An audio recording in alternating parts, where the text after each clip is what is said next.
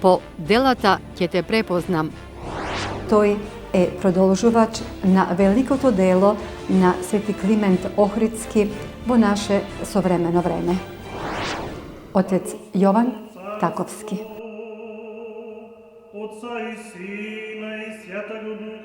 Професорот доктор Јован Таковски за свое епохално дело ги смета преводите на минеите и досега спомнатите богослужбени книги, трудови на кои тој работи веќе 20 години. Христос е оној кој проштева гревови, бидејќи е син Божи и син човечки.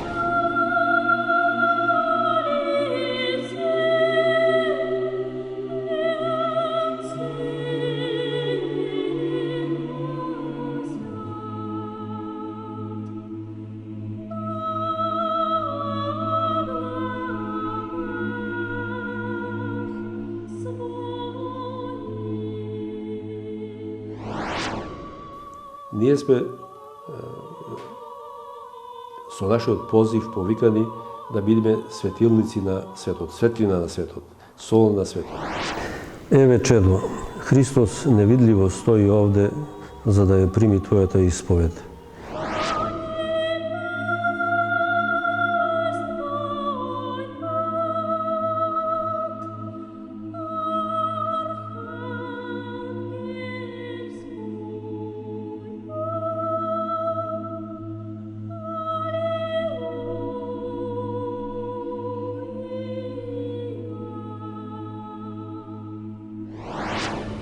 Дали ќе ни биде од духовна полза исповетта, ако не сме им го простиле гревот од срце на ближните? Од која возраст треба да се исповедуваат малите дечиња и како ние родителите треба да ги подготвиме за тоа? Дали през светата тајна прича секогаш е потребна исповест или во одредени случаи се прави исклучок? Човек кој чувствува грижа на совеста може во секое време да појде да се исповеди и да се ослободи од товарот на грижата на совеста. Да воскресне Бог и расточација врази Его и да бежат од лица Его ненавидящи Его.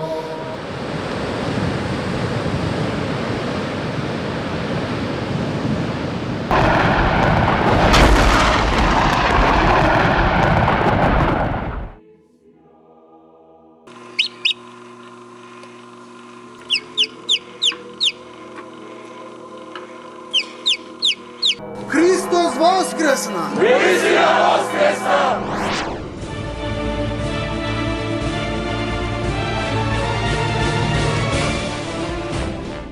По делата ќе те препознам. Покаяние и исповед. Пат кон спасението. Втор дел. Денес разговараме за светата тајна покаяние и исповед, тајна која го води човекот до спасението. За ова мощна значајна духовна проблематика денес разговараме со еден од најголемите познавачи на оваа тема, кој е истовремено и доктор на науки, и професор, и богослов, и протоереј, и неуморен преведувач на црковната литература во Македонската православна црква. Според обемот и значењето на неговата преведувачка дејност, можеме да кажеме дека тој е продолжувач на великото дело на Свети Климент Охридски во наше современо време. Отец Јован Таковски.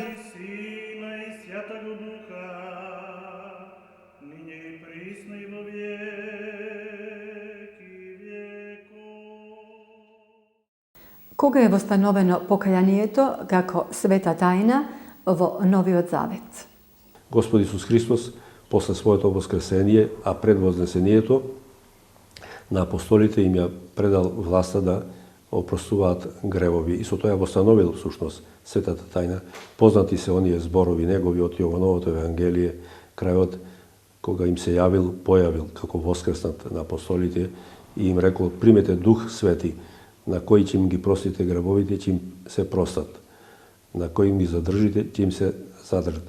Значи, се или претходно она заповед што е дал на апостол Петар и на другите апостоли, се што ќе врзете на земјата ќе биде врзано на небото, се што ќе разврзете на земјата ќе биде разврзано и на небото. Христос е оној кој проштева гревови, бидејќи е Син Божи и Син човечки. Значи, Синот Божи, кој стана и Син човечки, стана човек заради нас луѓето, значи таа своја власт ја предаде од црквата. И црквата е таа која го прима повторно назад покајникот преку свој представник, а тоа е епископот или свештеникот. Значи, од тука доаѓа и поуката до верниците дека е неопходно да се исповедаат пред ракоположено лице и дека гревовите не им се простени, доколку тие се исповедаат, да кажеме, пред икона или пред некој свој ближен. Вака, таа власта за простување гревови има само Бог. Но таа власт Господ ја предал на неговите служители, на апостолите, на нивните преемници, епископите и свештениците, во негово име да ослободуваат луѓето. Значи, Господ е тој кој ослободува од гробовите, но ние свештениците сме поставени за тоа. Тоа е една од нашите најодговорни задачи што ги имаме во црквата.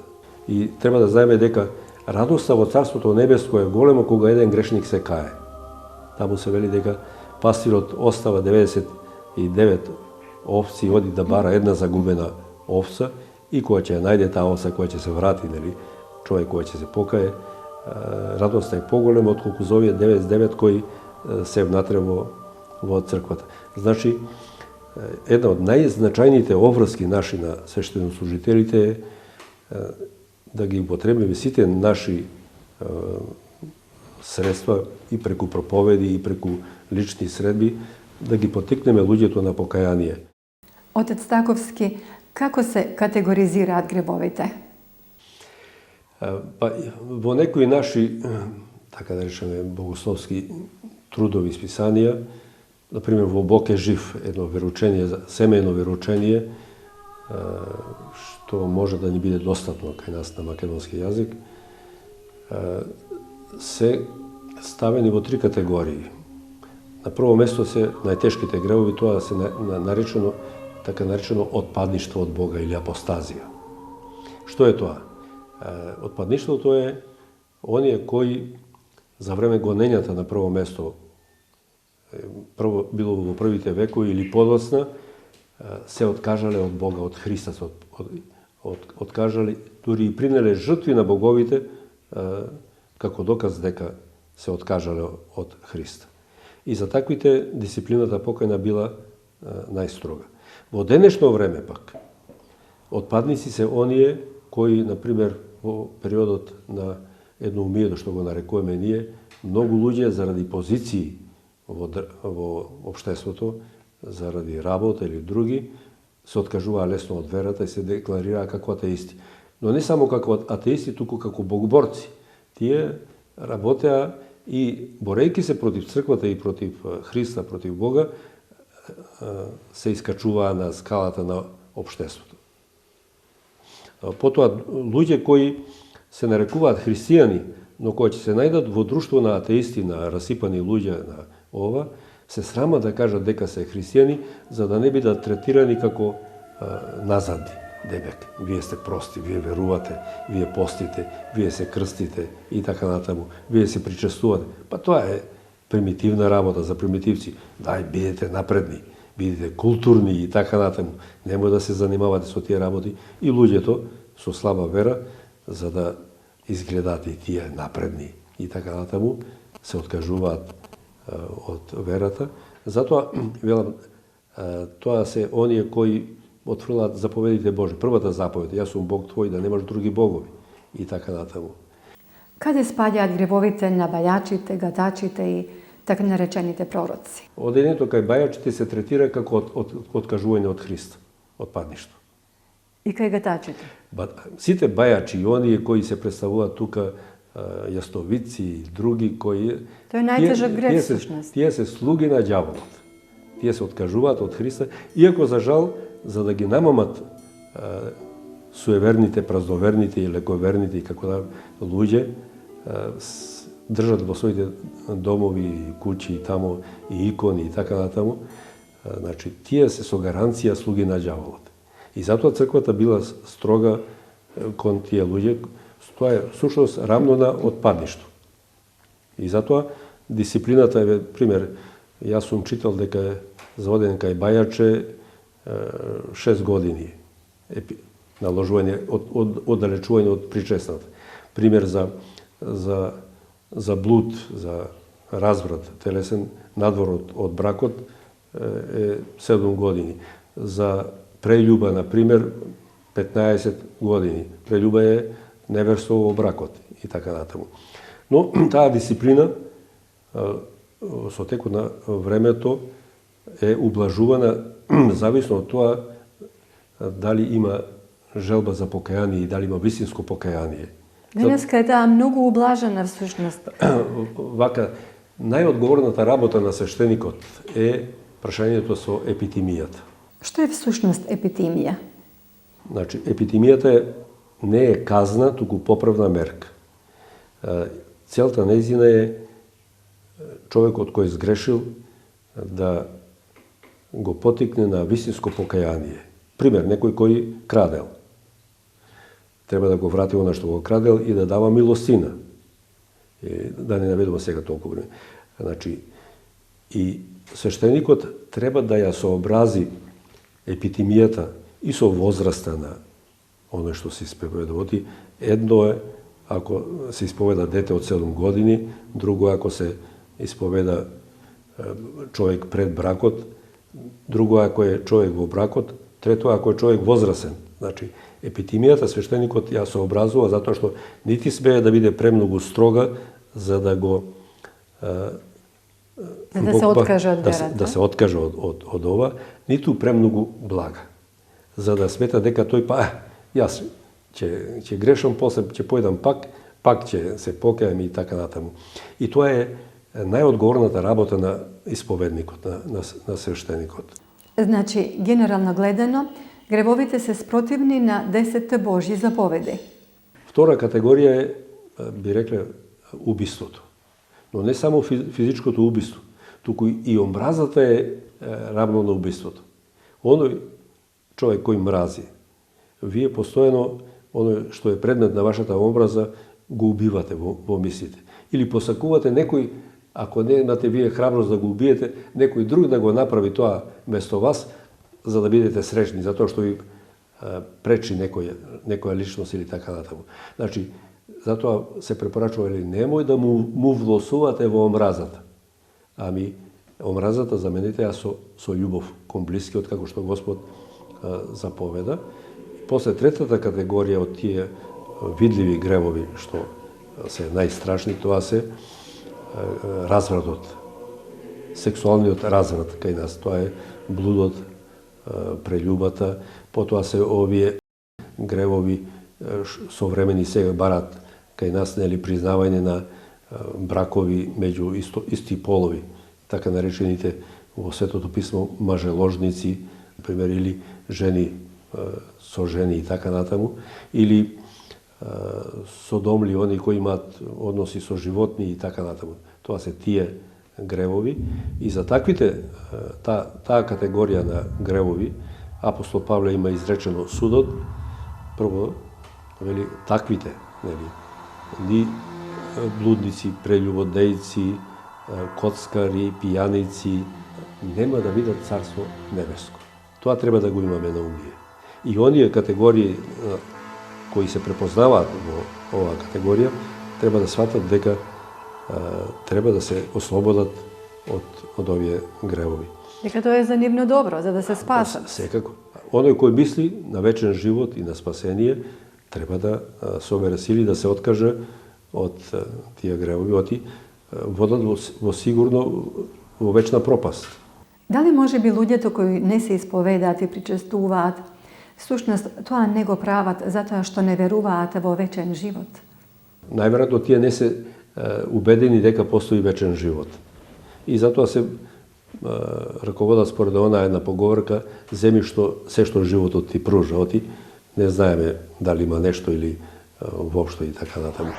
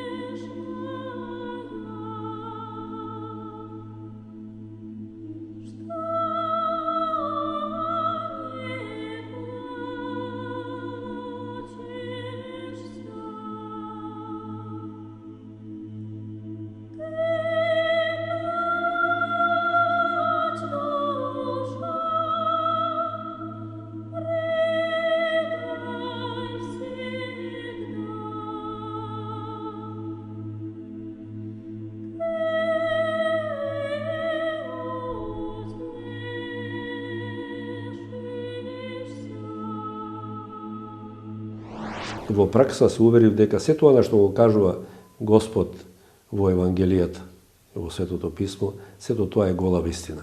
И да не се залажуваме дека, Светото Писмо, тоа е измислени работи, Христос е измислена личност и така натаму не посел, тоа да знаат дека ќе се измамат. Буквално ве уверувам дека она што го вели Господ во Светото Писмо и она власт што има дава и на апостолите, на нивните наследници и нам, на свештениците преку нив, сето тоа се покажува и во праксата. Постои смрт, така наречен посебен суд, веднаш после физичката смрт. Но не очекува нас и општ суд при второто Христово доаѓање, кога телата ќе се соединат со душите, ќе има воскресение општо на мртвите и преобразување на живите и кога Господ ќе го даде конечниот суд и кога ќе вика на оние праведните, исповеданите кои живееле праведно, дојдете благословени на мојот Отец, наследете го Царството Небесно, подготвено за вас од почетокот на светот. Отец, предно и она другата категорија, одете во вечен оган и така. Треба да мислиме на тоа што не очекува и тогаш оној што верува сигурно нема да дозволи да го напушти овој живот неисповедан и да живее овде вака непромислено. Отец Takovski, можеме ли да им кажеме на оние кои не се извршители на грев, но биле соучесници или пак не посоветувале некого да не изврши грев, дека и тоа се смета за грев и дека треба да го исповедаат? Секако, не само човекот кој греши, туку и оние кои потикнуваат на грев, свесно или несвесно, и тие ќе одговараат за тоа. Затоа Господ вели тешко на оној преку кого доаѓаат соблазните. Тешко вам и на оние преку кои доаѓаат соблазните. А што се соблазни? Тоа се ако со своите лоши постапки и други работи наведуваме други на грев. Ние сме со нашиот позив повикани да бидеме светилници на светот, светлина на светот, сол на светот. Ако ние не зрачиме и ако не даваме добар пример, ами напротив даваме лош пример со својот живот, ние сме повод на соблазн. Но и сите оние други кои преку да речеме даваат повод на грешење, на соблазни преку порнографија и други работи кои објавуваат јавно или така натаму, и тие на некој начин се слуги на лукавиот, бидејќи ѓаволот не бира средства за да ги наведе луѓето на грев. Па тој има разни инструменти. Еден од инструментите е и порнографските филмови и порнографските слики. Затоа и оние, иако тие не веруваат во суд Божи, во пекол и така натаму, но да знаат дека и за нив ќе има. Независно од тоа што тие не веруваат, ќе одговараат за тоа. Тие може би не се ни свесни затоа што е таков медиумот на колку многу луѓе направиле соблазна и колку многу луѓе може би одвеле на погрешен пат. И дека и затоа треба да се исповедаат. Тука треба да се стават и оние кои се служат со продавање на дрога. Бидејќи дрогата е опасна работа и наведуваат многу луѓе на упропастуваат, всушност голем број луѓе, млади луѓе наседнуваат. Друго е ако некој млад свесно бара дрога, но друго е ако на некој млад човек му ставите дрога во храна и го направите зависник. Уште во вториот век во книгата Пастир Ермин се вели дека секој грев може да биде простен, освен хулата на Светиот Дух. Што значи тоа хула на Светиот Дух? Да, точно е. Тој грев е познат, меѓутоа нема грев што нема да биде простен, освен оној за кој не се каеме. А под хула на Светиот Дух подразбираме богоборство или останување тврдоглаво во нашиот атеизам, во богоборството. Немањето желба за да се покаеме. Значи, инаку нема грев што нема да се прости. Тоа го знаеме ние во црквата, во праксата, освен оние за кои не се каеме. А под хула на Светиот Дух е освен тоа негирање на постоењето на Бога, очигледно. И покрај сите докази кои не окружуваат за тоа дека постои Бог, промислител, создател и така натаму, ако не сме доволно убедени од Господа Христа, и натаму остадуваме тврдо во својот атеизам или богоборство, или негирање на очигледна вистина. Обично и така се дефинира хулата на Светиот Дух. Негирање на очигледни вистини, откриени од Бога преку Светото Писмо, Светото предание и немањето желба за покаяние. Инаку, човек кој ќе се покае, нема грев кој го надминува Божјото милосрдие. Отец, уште неколку практични прашања. Дали се исповеда грев кој што претходно сме го исповедале?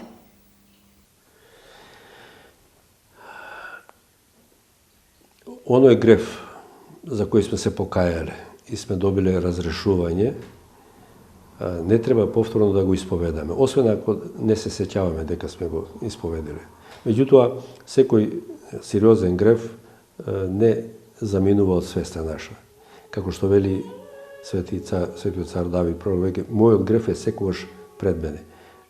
Ние гревот го помниме, но знаеме дека сме ослободени од гревот и нема потреба повторно да одиме кај свештеникот за истиот грев, под услов да не го повторуваме. Но ако се повтори истиот грев, тогаш е друга приказна. Тогаш задолжително повторно го исповедаме. Го исповедаме и тогаш свештеникот, зависно од гревот, проценува дали ќе даде ослободување или ќе наложи епитимија. Во тој случај епитимијата може да биде построга. Дали исповедуваме гревови на наши предци, доколку тие имаат влијание врз нашиот живот? Гревовите на нашите предци имаат влијание. Во Светото Писмо, Стариот Завет се вели, татковците наши јадеа кисело грозје, а на внуците им трнат забити. Тоа е дотолку поважно за да знаеме и ние дека оставаме багаж на нашите деца со своите гревови. И се случува деца да имаат последици од гревовите на нивните родители, особено ако и тие живеат во истите гревови. Меѓутоа, треба строго да водиме сметка ние да не ги задолжуваме нашите деца и нашите поколенија со своите гревови.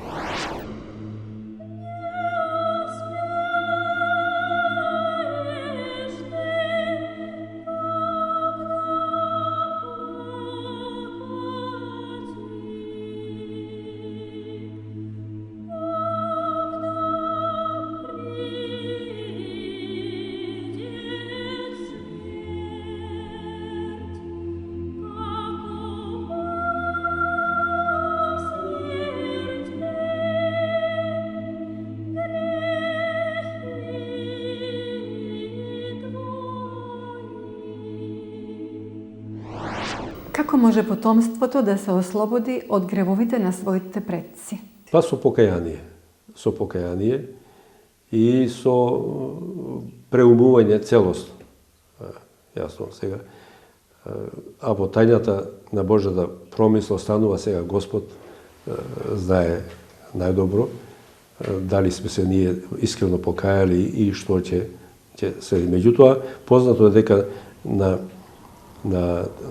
родители, на дедовци, прадедовци кои се занимавале со тешки гревови, особено со колежи, убиства и така натаму, се одразува на поколенија. Ако безочно, например, и други, и така натаму, кои тешко грешеле, например. Всушност, денес ако се прават нечесни работи со цел да се остави наследство на своето потомство, со тоа им се оставаат само бројни гревови, а не добри дела пред Господа. Можеме да кажеме испротивно, доколку се прават милосрдни дела, тогаш се остава вистинско наследство за децата и внуците, бидејќи во тој случај Господ нив ќе ги чува, пази, дарува и води по вистинскиот пат. Но и треба да знаеме дека и спасението е лично. Секој ќе одговара лично. Нели? Учествува лично. Ако секој се на време покае, ние веруваме во Божјата милост и милосрдие и не треба да очајуваат пак оние, да речеме, кои знаат дека претходно во нивната фамилија имало некои такви, па да речеме да се подложат на така наречена судбина. Сега ќе не следи судбината, не можеме ние ништо да направиме. Не е точно. Ние одговараме секој поединечно за своето спасение. Ние можеме да се молиме и за спасението на други луѓе, да им помогнеме. Молитвата наша може да помогне. Меѓутоа, не можеме ние место него да го земеме товарот. Јасно? Значи, човек лично прави избор. Дали ќе ги исполнува Божите заповеди и ќе го наследи вечниот живот од Царството Небесно, или ќе дозволи да го влечат гревовите, шаренилото на овој свет, што би рекле ние, ќе се поведува по него и ќе дозволи вака да го помине животот безсмислено, или ќе се покае на време и ќе почне да живее како што доликува на еден човек пред се, а особено за еден православен христијанин. Бројот на номиналните христијани е голем и мнозина ќе речат дека се христијани, а во пракса се далеку од Христа. Дури има луѓе кои дури не се и крстени, а велат дека се христијани, затоа што носат христијанско име. Сепак по делата Господ ќе ги препознае. А секако, по делата, нормално. Битна е верата, правилната вера, но верата се проверува преку делата. Има некои учења кои велат дека доволна е само верата, без делата. Меѓутоа, свети Јаков, апостол, во неговото послание јасно вели, верата без делата е мртва. И така да не се залажуваат, има секти некои и други, кои велат дека е доволно само верата. Да веруваме дека сме спасени и независно од тоа како ќе живееме, тоа не зависи од нас. И така, и веруваат во судбина, во фатум, дека независно од тоа што ние ќе правиме, однапред ни е определено што ќе биде со нас, што ќе ни се случи. Не, изборот е наш. Свети Макари, египетски голем византиски монах, аскет, писател и пустиножител од 4. век, вели дека нашето покаяние и спасение е заедничко дело на соработката помеѓу Божјата благодет и човековата слободна волја. Но дали ќе имаме покаяние во еден специфичен случај? Да го слушнеме прашањето на нашата верничка Сјајна Кантурска. Дали ќе ни биде од духовна полза исповедта, ако не сме им го простиле гревот од срце на ближните? Одговорот на ова прашање го дава Господ Исус Христос. Ако не им ги проштевате на луѓето нивните гревови, ни Отецот нема да ви ги прости. И во Оче наш, Оче, прости ги и долговите наши, како што ние ги проштаваме на нашите должници. Значи, ние сме должни да им проштеваме на луѓето. Затоа што тогаш, ако не проштеваме, нема да ни ги прости ни Бог. А ако Бог не ни ги прости, што сме направиле тогаш? Бидејќи Бог е тој кој што ни ги проштева гревовите. Затоа е многу битно да бидеме подготвени да проштеваме. И она што е најбитно на крајот да го кажам, Господ ја започнува својата проповед, а и Свети Јован Крстител, со повик на покаяние. Покајте се, зашто се приближи Царството Небеско. Господ својата мисија на земјата, на крстот ја завршува со проштевањето. Оче, прости им, зашто не знаат што прават. Значи, човекот што греши не е при себе. Тој не е свесен. Гревот е на летаргична состојба како на предсмртен сон, тако нешто. Покајанието е будење од таа состојба и решеност да го следиме Божиот пат, Христовиот пат. Отец Таковски, светиот Симеон Нов Богослов вели дека солзите се духовен плод на покајникот, затоа што тој се разжалостил, бидејќи го натажал многу Бога. Кои други духовни плодови ги има светата тајна покаяние? Човекот кој се исповедил и кој е разрешен, би требало да се чувствува како човек кој носел тежок товар и се одвај, движел, и кога ќе го фрли товарот, чувствува блаженство. Или човек кој е преморен, па кога ќе може да се одмори. Значи, човекот кој се исповедил се чувствува олеснет. А тоа е придружено со едно чувство на радост, внатрешен мир, спокој. Едно чувство кое човекот грешник предходно го немал. И сега, покајанието пак во праксата е проследено оно што има можност милостина да прави. Оти се вели во Светото писмо, Господ вели дека милостината покрива мноштво гревови. И, значи, потребно е да се прават добри дела, затоа што на крајот од краиштата Господ ќе ни суди и за сето ова, и за дали сме се покајали и така натаму, меѓутоа ќе ни суди за нашиот однос кон блискиот.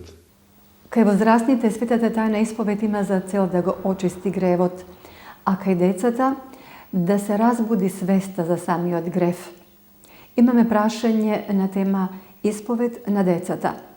Да го чуеме верникот Александар Ангелевски. Од која возраст треба да се исповедуваат малите дечиња и како ние родителите треба да ги подготвиме за тоа? Правилата во врска со децата пропишуваат дека децата треба да почнат со исповед од 7-та година. Обично во 7-та година децата почнуваат да одат на училиште. Почнуваат прво со овие најлесните, така наречеме, почетни гревови со лагата. Често децата ги лажат родителите, кријат од нив некои работи, подкраднуваат, почнуваат да крадат во училиште, ќе украде прво моливче, гума, тетрадка, нешто друго и така. И ако на децата уште во раната возраст не им се укаже дека крадењето, лажењето се гревови кои после ќе носат последици и за нив, и во односот и кон родителите, и кон другите, ако не се навикнат уште од мали на тоа, после тешко ќе се научат на повозрастни години. Отец Таковски, на некои луѓе им е многу тешко да простат одредени гревови. Дали молитвата би можела да им помогне во тој подвиг? И дали подсетувањето дека Господ Исус Христос на крстот им прости на сите може да биде поттик и тие да се потрудат да им простат на сите, за да се спасат сите? Така си ние замислуваме дека тешки не можеме да простиме. Тоа од нас говори суетата, ѓаволот, дека не можеме да... Значи, ние не треба да се... Значи, не треба да се плашиме да простиме дека ќе бидеме понижени. Ако простиме, дека ќе се понижиме. Треба да сватиме дека Ако ние не сме подготвени да простиме ситна работа, како ќе бараме од Бога да ни прости толку многу работи? Во Библијата и за тоа има примери. Ако господарот простил голем долг на слугата, слугата за ситна работа не сакал да прости. Што ние тешки гревови, што може да простиме? Некој рекол нешто за нас лош збор и наместо да размислиме дали тој нема право што ни го кажува тоа, па да си речеме може би тој човек има право штом така, и наместо тоа да го сметам како навреда, да и јас да видам, да се поправам и наместо да држи во себе лутина во него, ќе види колку е убаво да простиш. А сега, ако некој друг пак не сака да ти прости, а ти си го навредил, моли се Господ да му го просветли умот, да ти го прости гревот. И верувам и дека она што може молитвата да го направи, ти што не си подготвен и тој што не е подготвен, молитвата ќе го направи. Но во секој случај, ти прво треба да простиш на сите. Оти ако не ги прошираш на луѓето, ни Господ нема да ни ги прости. И на крајот Господ има една многу важна заповед, вели: ако сакате да бидете совршени, љубете ги и непријателите. Значи, ние често пати си фабрикуваме непријатели. Но треба да знаеме дека ако ние прво не бидеме непријатели на другите, и прво треба да се трудиме ние да не бидеме непријатели на луѓето. Откако ќе го избришеме нашето непријателство, ќе видиме дека кругот на нашите непријатели, ако не се сосема намали, не исчезне, барем ќе се намали во голем број. Но за нас не е најбитно дали ние имаме непријатели. Битно е ние да не бидеме непријатели на луѓето. Оваа порака сакам да остане, изборував доста за тоа. Значи, за нас е битно ние да не ги мразиме луѓето и да им простиме на луѓето. Оти нема грев што не треба да го простиме, а кој е поважен од нашето совршенство и вечен живот.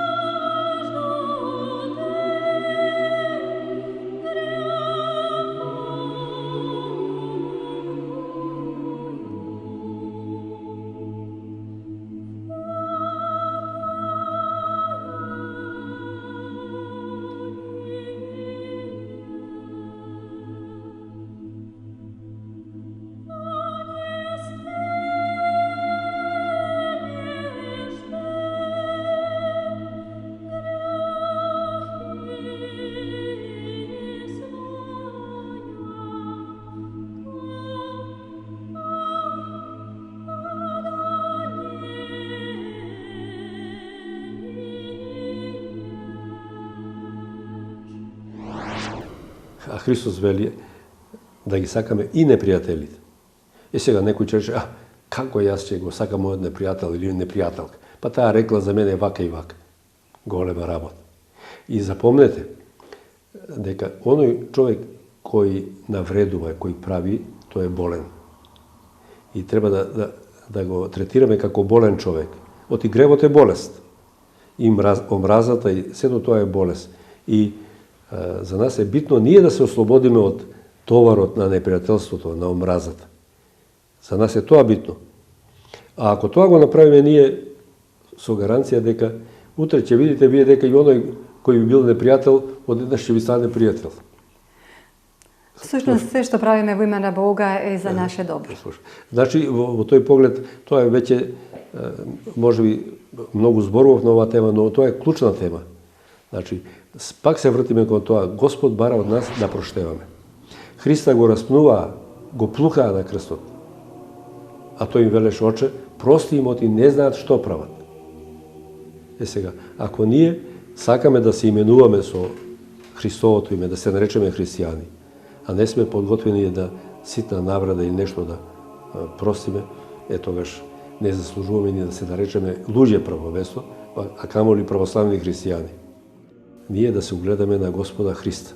А нашата крајна цел е преку сите овие дарови, тајни што ни се дадени во црквата, почнувајќи од крштението, миропомазанието, крштението, причесната, светата тајна покаяние, сите тие средства ни ги дал Господ во црквата за да оствариме трајна заедница со Него. Бидејќи гревот е отсечување од Бога, од изворот на животот. Покаянието е прикачување на изворот на животот. И, што е најбитно, обезбедуваме вечен живот. Инаку бадијала ни е се овде во светот да го придобиме целиот свет, како што вели Господ, каква полза да го придобиете целиот свет, а и да штетите на својата душа. Или вели, каков откуп ќе дадете за својата душа. Тоа значи дека душата е човекова е највредната работа на овој свет. И целиот свет да го ставите на една теразија на вага, на друга страна душата, една душа човекова е поважна од целиот свет. Во светата тајна покаяние учествуваат многумина. Покајникот, духовникот, Бог со својата благодат, ангелите и архангелите и сите свети. Да чуеме која е улогата на свештеникот во овој чин. Самиот чин на светата тајна покаяние, проследена со исповед, си има во книгата во Требник чин на покаяние, која почнува со вообичаените молитви кои се за секоја друга служба утрена, со возглас, со 3 светочитање на овие воведни молитви. Потоа свештеникот го подготвува и човекот што се исповеда, подсетувајќи го на можните гревови, ако самиот не се сеќава на своите гревови. Значи, должен е свештеникот да го води покајникот со цел да предизвика кај него искрено покаяние. И нешто ако останало во свеста на кое не може да се сети, преку подсетување да го подсети со цел да го потикне на искрено покаяние. И после му предочува таму со еден текст дека овде Христос невидливо стои да ја чуе твојата исповед, јас сум само сведок, вели свештеникот, и затоа искрено кажи ми се што ти лежи на душата, оти ако нешто намерно скриеш, двоен грев правиш. И затоа вели, кога си веќе дошол во оваа духовна лечилница, да не си заминеш неизлечен. Значи го подготвува човекот, жената, детето, значи оне што доаѓа, да извлече од него што може повеќе со цел да не се случи нешто тој и намерно да скрие. Да слушнеме дел од молитвите кои се читаат во почетокот на чинот на покаянието. Еве чедо, Христос невидливо стои овде за да ја прими твојата исповед. Не се срамувај, не се плаши и не скривај ништо од мене, но без притеснување кажи се што си направил, за да добиеш прошка од нашиот Господ Исус Христос, кој се гледа и се знае. Еве, пред нас е и неговата света икона и неговиот чесен крст, а јас сум само сведок да сведочам пред него за се што ќе ми кажеш. Ако пак нешто скриеш од мене, двоен грев имаш, па така внимавај, бидејќи си дошол во духовно лечилиште, да не си отидеш неисцелен од духовните болести, односно од гревовите. Сега, кажи се што ти лежи на душата, што имаш да кажеш. За достојноста на членовите на иерархијата за извршување на оваа света тајна има поблаги и построги мислења.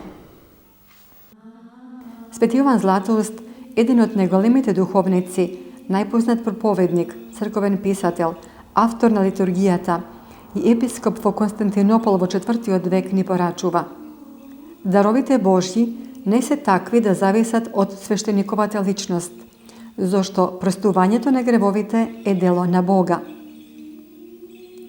Преподобен Симеон Нов Богослов, големиот духовник на мистичната филозофија, е построг во својот став.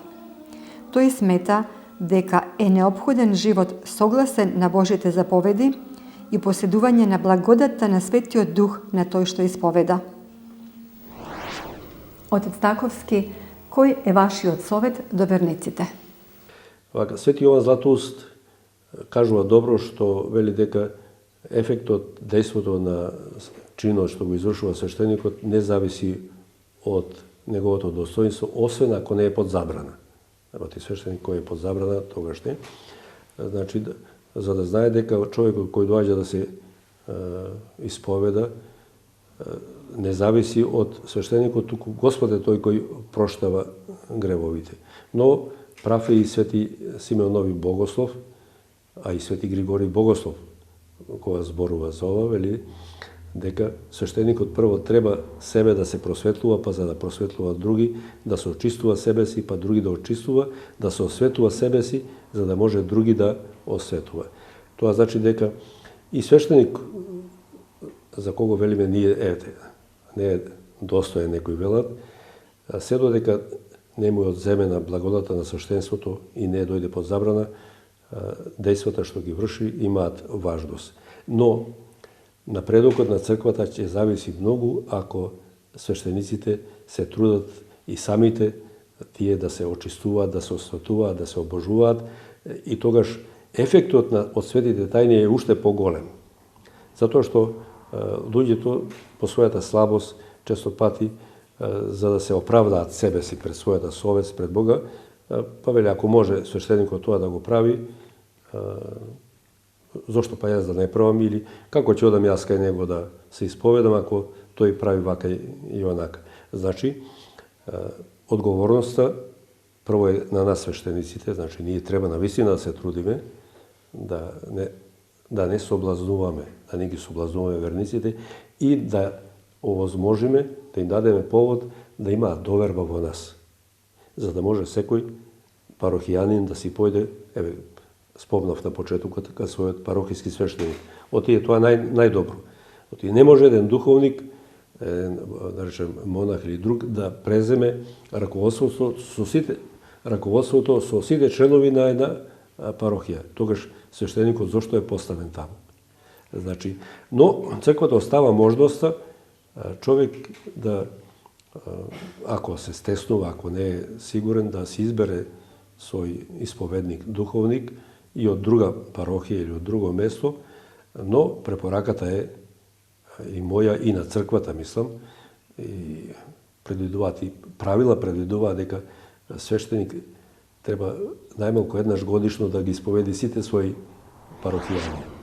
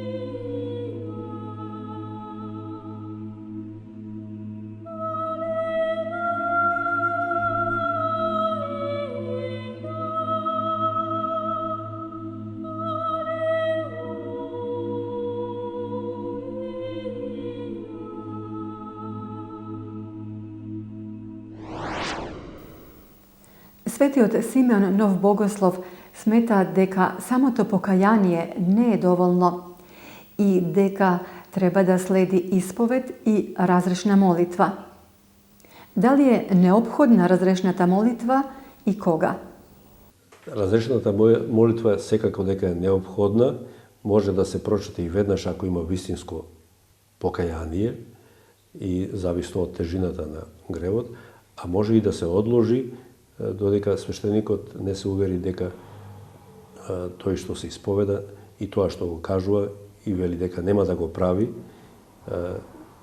ќе се увери дека е точно. Особено ако тоа не е прва исповед и ако тој доаѓа повторно и да се исповеда за иста работа која веќе се исповедал еднаш и свештеникот му дал разрешна молитва за таа работа.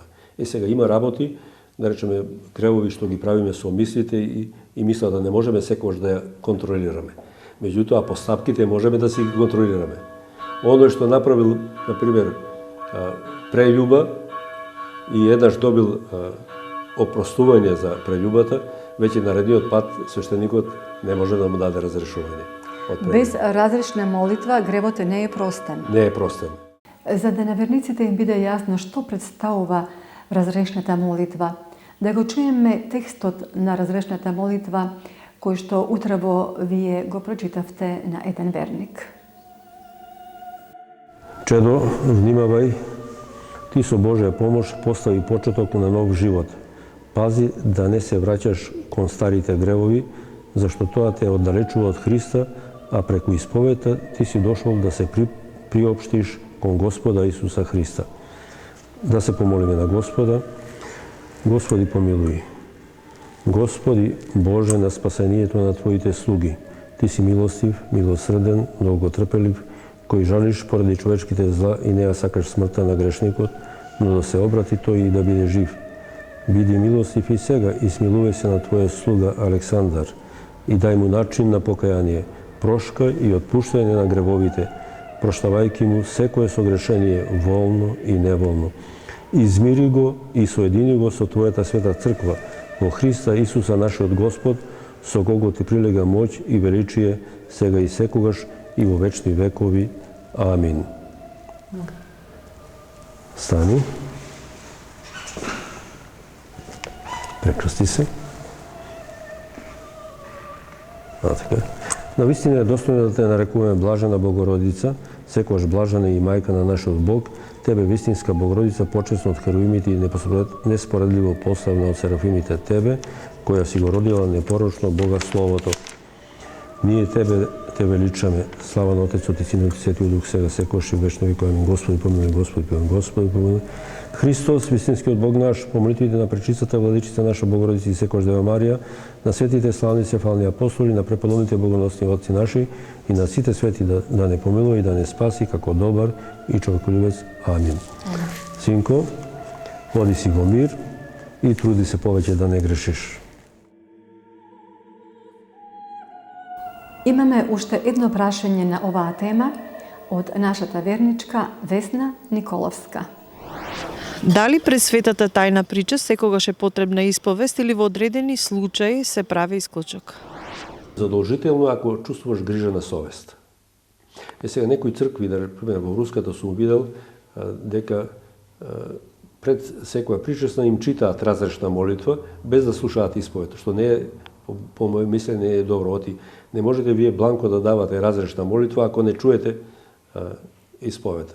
Јас сум имал кај мене, например, доаѓале на исповед и во странство и тука, луѓе кои биле кај својот свештеник и на исповед на самата служба бара да прочита разрешна молитва. Например, му чита разрешна молитва, а вели јас сум полн со гревови, а тој ми чита разрешна молитва, мисли дека ќе се причестам. А јас прв пат доаѓам на исповед. И после доаѓа кај мене вели вака и вака, јас свештеникот ми прочита разрешна молитва, ама јас толку се чувствувам грешен или грешна што не се чувствувам разрешен, ослободен.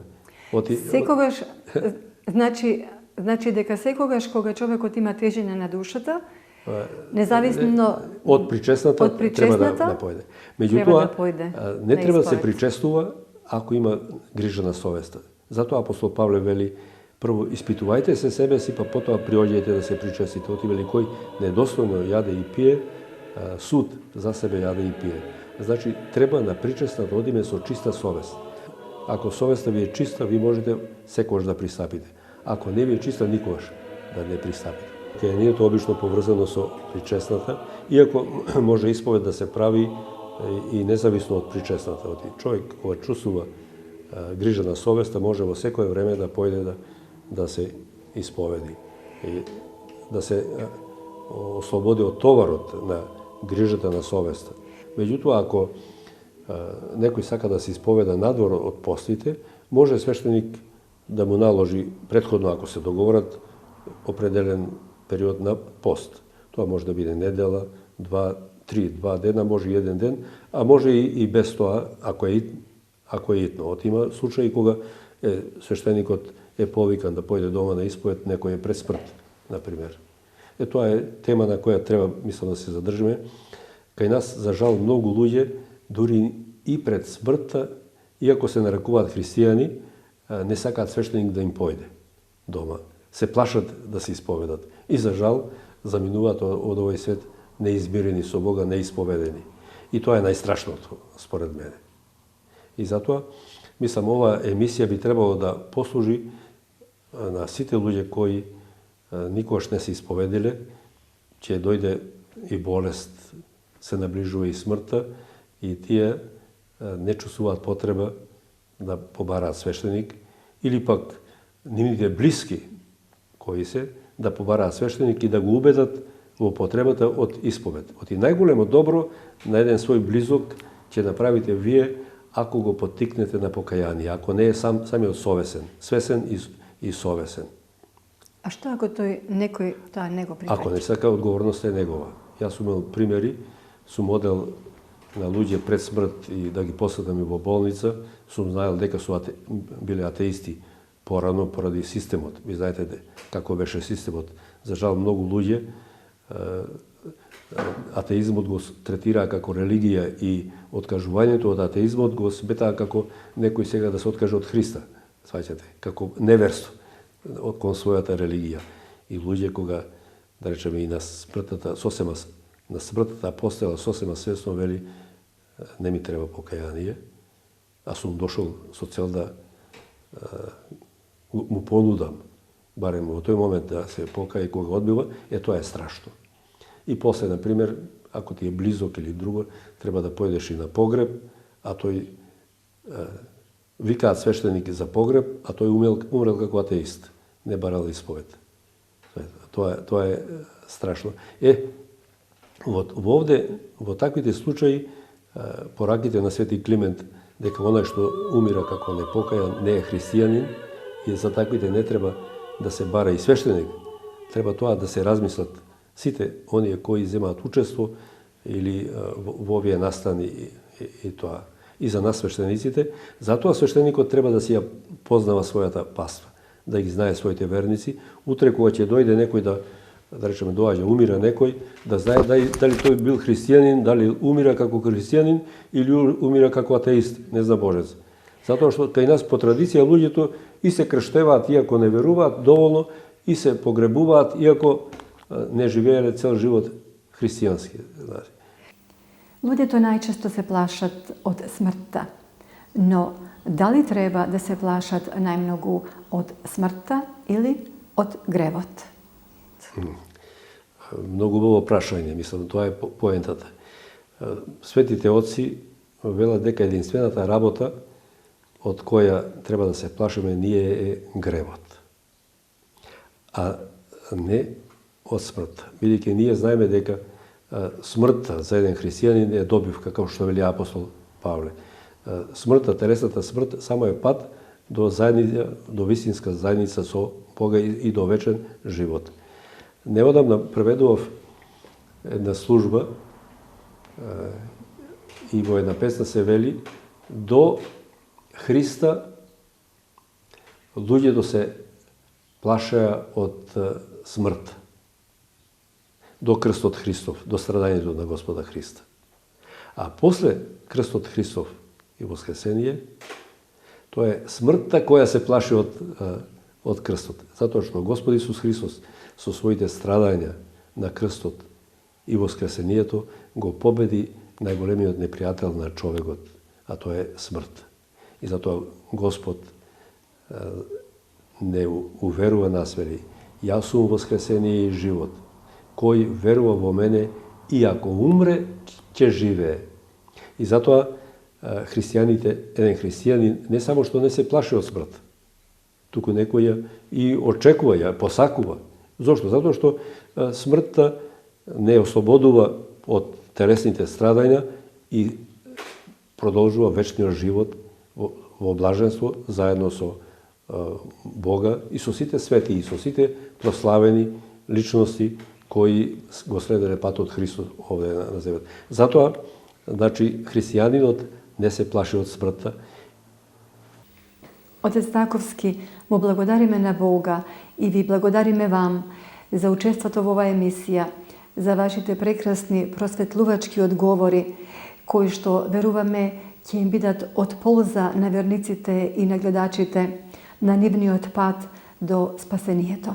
Мислам дека после емисија, оваа емисија, оние што ја гледат, нема да велат барем дека во православната црква нема исповед. Да си бараат изговор тоа што не се исповеда, дека не знаеле дека има исповед во православната црква. Еве сега, после оваа емисија, да знаат колку е битна оваа исповед и да ги побараат своите свештеници, парохиски на прво место, и да се исповедат и да не ја одложуваат исповедта за некогаш подоцна.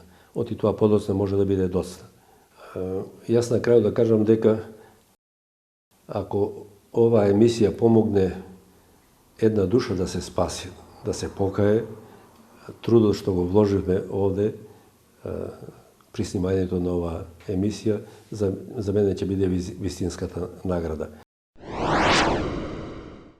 Да воскресне Бог и расточат образи Его, и да бежат от лица Его ненавидящи Его.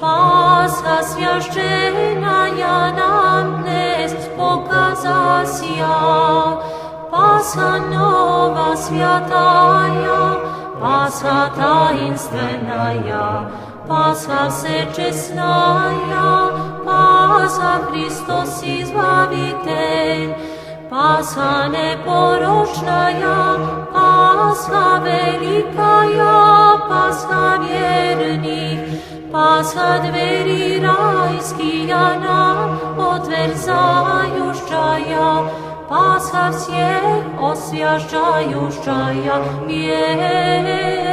верных.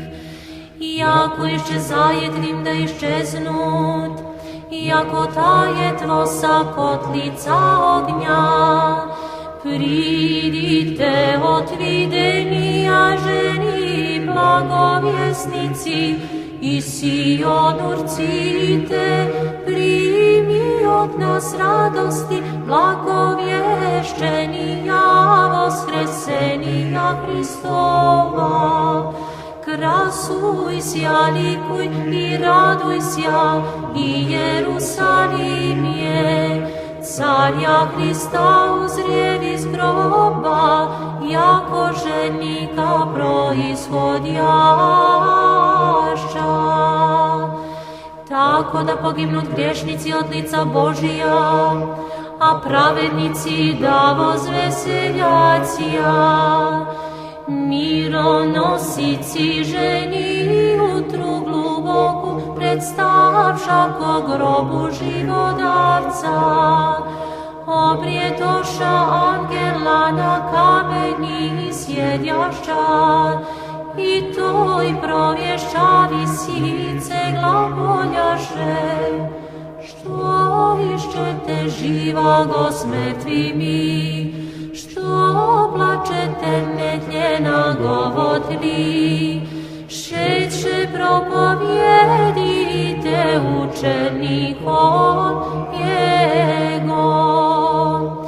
Сей день Его же сотвори Господь, возрадуемся и возвеселимся вон. Pasha krasnaja, Pasha Gospodnja, Pasha se česnaja navosija, Pasha radostiju drug druga ovime. O Pasha izbavljenje skorbi, Ibo iz groba dnes, jako očer toga vosija Hristos, ženi radosti, ispolni glagonja, propovjedite apostolom.